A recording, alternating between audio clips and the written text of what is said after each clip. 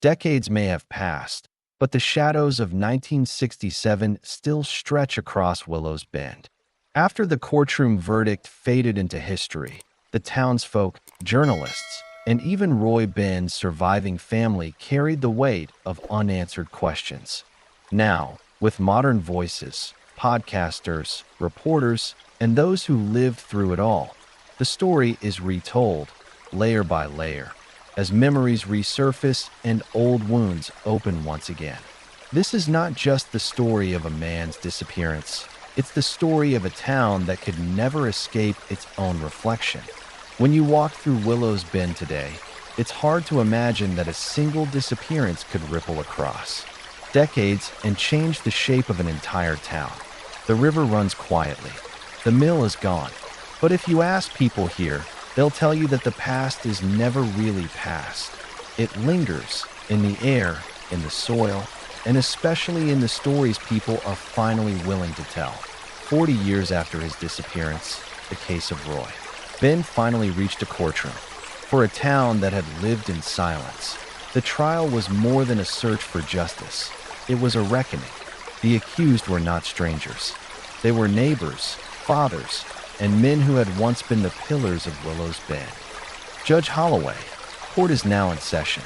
The state of Minnesota versus Arthur Clark and Gerald Ellery. Both defendants are charged with conspiracy, obstruction of justice, and the murder of Roy Benn in 1967. Prosecutor Karen Holt. Ladies and gentlemen of the jury, this case is not about a man who vanished. It is about a man who was silenced. Roy Benn discovered corruption at the Willow's Bend mill. He took notes. He asked questions. And for that, he was murdered. For 40 years, the truth was buried along with Roy's body. Today, we bring that truth to light. Defense attorney Martin Keegan. The prosecution will ask you to believe that two respected men kept a murder hidden for decades. I ask you to remember, memories fade, evidence degrades, and stories change. This case is not about truth. It is about rumor, about guilt passed down like an inheritance. My clients are not murderers. Prosecutor Holt.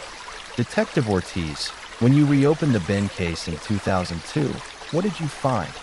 Ortiz, I found a file missing critical reports, witness statements that were never followed up, the ledger Roy kept, with notes about missing funds from the mill, and a handwritten note from Roy himself. If anything happens to me, look at the ledger. Prosecutor Holt. And what happened when you followed that trail? Ortiz. It led me to the Clark family and the Ellery mill. Their names were in that ledger. Money unaccounted for. Payments that had no explanation. Defense attorney Keegan. Detective, isn't it true that Roy's ledger could have been nothing more than workplace notes? Ortiz. Workplace notes don't get a man killed. Prosecutor Holt. Ms. Dale, you interviewed dozens of townspeople. What was the common thread, Dale? Fear. People were afraid to speak Roy's name. They told me stories of seeing him argue with Gerald Ellery the week before he disappeared. They remembered Arthur Clark boasting about handling a problem. The silence wasn't absence, it was protection. Defense attorney Keegan. Ms. Dale, you are a writer, are you not? Isn't it fair to say your livelihood depends on telling dramatic stories? Dale. Sir, I don't create drama. I report it. The drama was already here.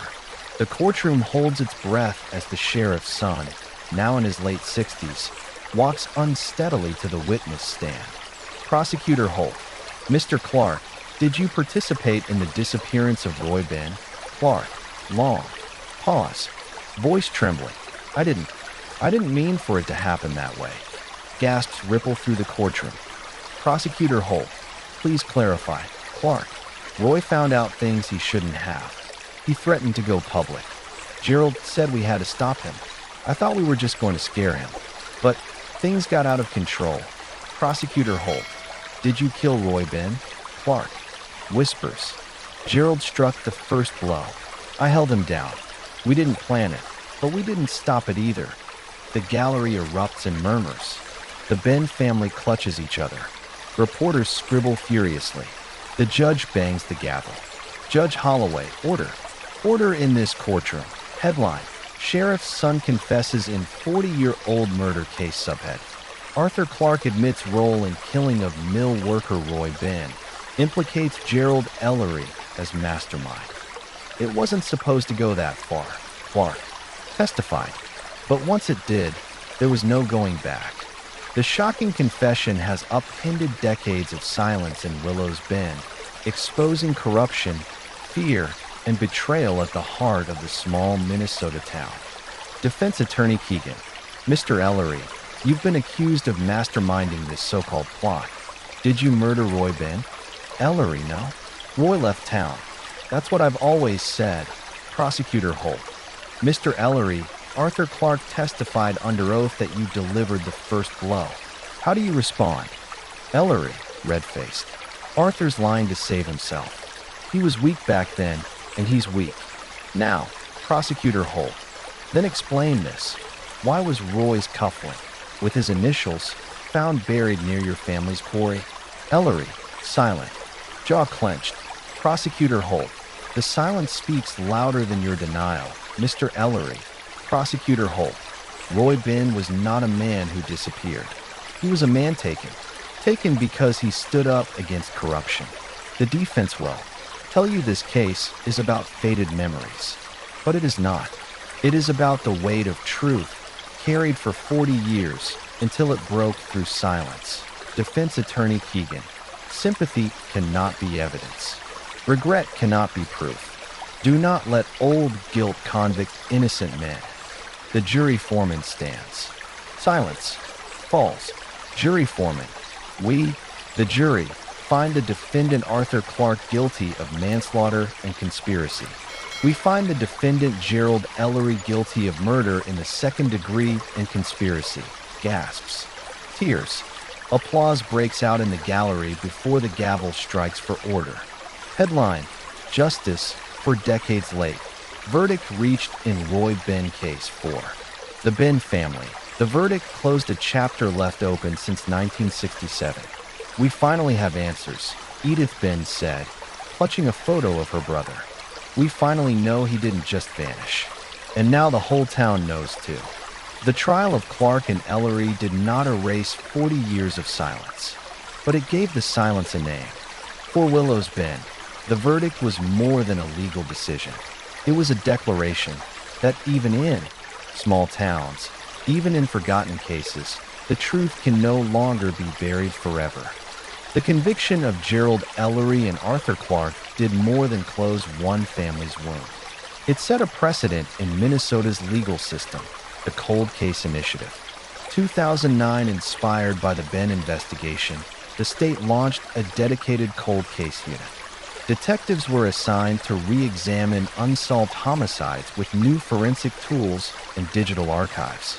Within 5 years, 14 long-forgotten cases saw breakthroughs. The Benn Amendment, 2011, a bill was passed requiring all small-town sheriffs' offices to digitize and safeguard case files, preventing local corruption or missing evidence from dooming investigations. One state senator said on the floor, if Roy Benn's notes hadn't survived in a box, his killers might never have faced justice. By 2015, Willows Bend had embraced its haunted past.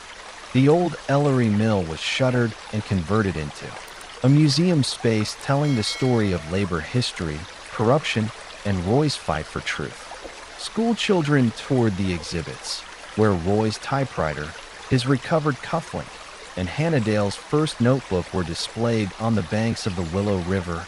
A memorial stone was placed. To those who were silenced, your voices will be heard.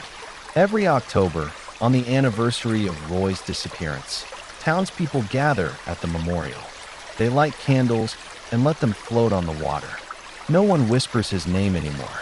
They speak it aloud. Edith Benn, who had carried her brother's absence like a shadow for 4 decades, lived long enough to see the memorial unveiled. In her final interview before her passing in 2014, she said, "Justice didn't come when we wanted. It came when it could, and that's enough. My brother isn't just a ghost anymore. He's history, Michael Benn, Roy's nephew, later became an advocate for families of the missing. He said he owed his career choice to an uncle who never stopped speaking, even when he was gone. Detective Lena Ortiz retired in 2018. In her farewell press conference, she was asked why the Benn case had stayed with her. She answered, "Because it taught me something every detective should know. Silence is evidence. Fear is evidence. And if you listen closely enough, the truth has a sound. It's quiet, but it never stops." The murder of Roy Benn was a crime, born in the shadows of a small town, hidden by silence and fear. But silence, like water, erodes over time. The river that once carried secrets now carries his memory. His story is told in classrooms, in law books, in candlelight vigils. And though justice came late, it came nonetheless. The lesson of Willow's Bend is not that truth can be buried, but that it cannot stay buried forever. Please kindly subscribe to the channel, hit the like button, and turn on the notification bell. Thanks for watching.